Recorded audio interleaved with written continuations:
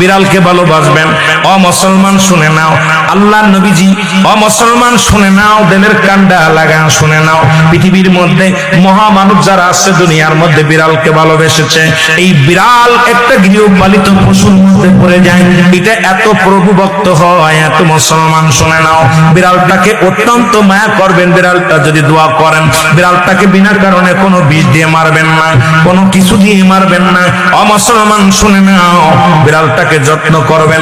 বিড়াল যদি অভিশাপ করে, বিলাই যেটা বলা হয়, অভিশাপ করলে সঙ্গে সঙ্গে আমার আল্লাহ কবুল করে নাই। বিড়ালের অভিশাপে মানুষ ফকির হয়ে যায়, বিড়ালের অভিশাপে মানুষগুলো ধ্বংস হয়ে যায়, বিড়ালের অভিশাপে দুনিয়ার সংসারের মতো অশান্তি লেগে যায়। বিড়ালকে ভালোবাসলে, মুসলমান শুনে নেন, এই বিলাইকে ভালোবাসলে, বিলাই যদি দোয়া করে, বিলার দোয়ায় আল্লাহ দরবারে অনেক ফায়দা লুটতে পারবেন। জোরে জোরে চিন্তা করা যাবে না, আমার হাওয়া। এখানেও নবী বিড়ালকে ভালোবাসতেন। এখনো মক্কা মদিনা অসংখ্য বিড়াল আছে যারা মদিনায় গেছেন হজ করতে। আমাদের সভাপতি সাহেবও গেছে।